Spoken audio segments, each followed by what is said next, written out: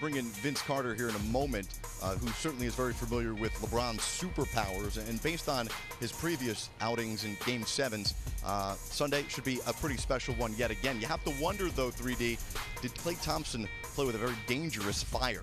Yes, he did. Anytime a giant like that sleep, you leave him sleep, Brent. You not want to wake him up and get him going. The last 2 games, LeBron James have reminded everybody how good he really is. Well, you combine that with a little bit of desperation, and then you get this, 3D.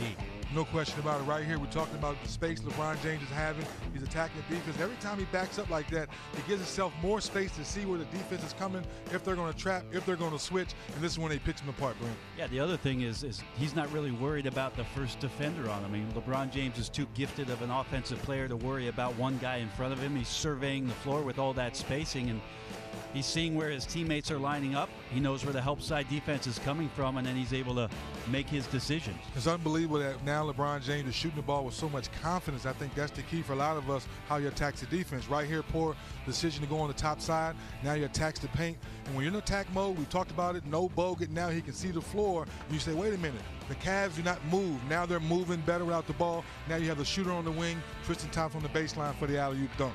This is LeBron James asking his teammates to have better ball movement, better play movement. Same thing once again, create space, get up on him, make him make an early decision. Now you're in no man's land. I like the back line defense there, keeping an eye on LeBron James, but you have to understand, if you don't get the ball out of his hands early, he will pick you apart. Now we take it to the court. So lots of room for LeBron James where he's operating. We thought we'd show you on the court, just in terms of the spacing, what it is that LeBron is seeing from the Golden State Warriors, given how they're playing them soft with the ball. So, Vince, I'm going to have you be LeBron.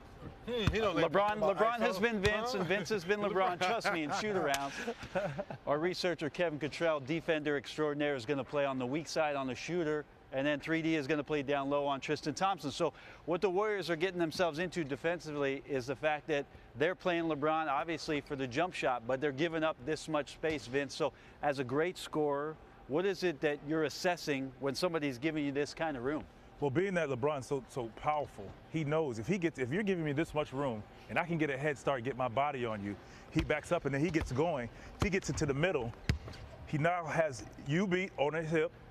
You have to respect him getting all the layups that they've gotten all series long to step up here. So now he has options. He still has his corner 3, he has a corner 3, and of course he has the lob here. Now, I want you to stay right there. All of the basketballs on the floor represent where the Cavs are. So let's say I'm Klay Thompson and I'm the weak side guarding the three-point shooter.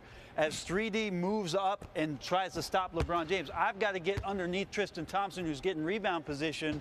Now we're giving up something else, which is this corner 3, and LeBron's able to find that too. Which now you put the pressure on this defender here.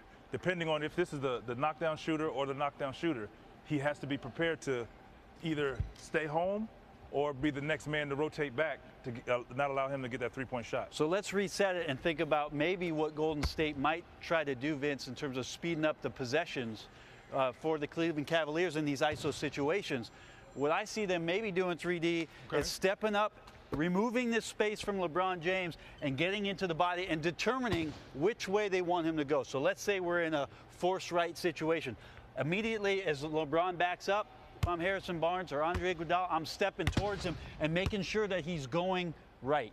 And as he starts to go, even if he stops and hesitate, dribble and pulls back, I'm stepping back to his body and I'm going right. What are you doing here, 3D, as he gets beat? Well, it depends on who this is. If this is J.R. Smith or if this is Kyrie Irving, I'm staying home because I don't want them to get loose. If this is Richard Jefferson, I can show early, but make sure I get back. Or Shumpert, because they can make timely shots when they're not knockdown shooters. So you want to show your numbers early to make LeBron James think you're going to double team him so he can maybe swing the ball to the weak side. So you take away the shooter. Kev, you come and replace me real quick because I'm going to show you the big and his responsibility in this. Kev is up now. We're in a hard right force. I know for sure I've got support for Kevin. He's going to get beat. LeBron's going to come.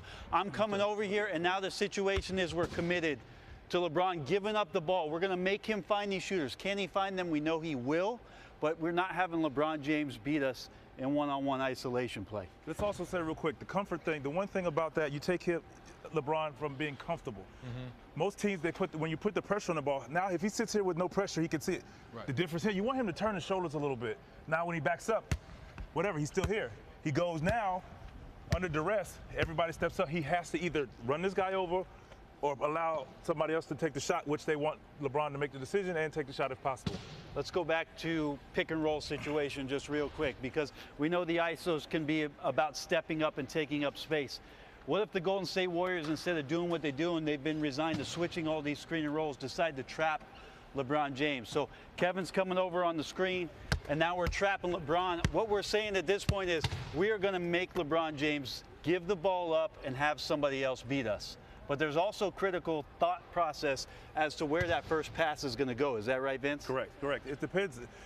We've seen them put Shumpert in the corner where they're trying to put him out of the way. So that's the guy they want them to make the pass to, is in the corner. So you make sure you have high hands. You stay home on your strong side shooter, and of course your first pass ahead of you. And now you step in on Thompson, and you want that pass to Shumpert to be the guy to have the ball and take the shot. All right, let's come back and let's talk a little bit about Game 7 and what you think Golden State is going to do in this situation, 3D. Is it going to be one stringent thing that they stick to?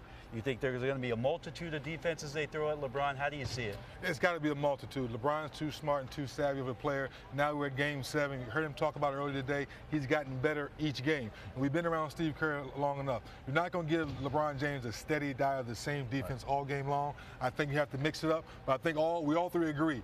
Get the ball out of LeBron's hands. Let someone else beat you. As a great scorer, Vince, what are the things, I mean, not to give away all your secrets, but what are the things that were disruptive for you when you had yourself an offensive rhythm? Of course, when you put two guys on me and I have to make a decision. If I feel like I can score on my defender and I'm in attack mode and all of a sudden now there's another guy coming, particularly Jeff Van Gundy and playing the Knicks.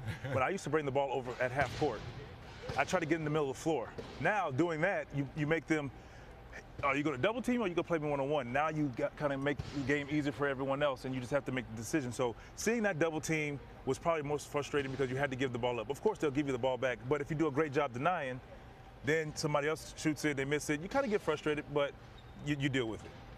LeBron James and his greatness in Game 7 on the offensive end.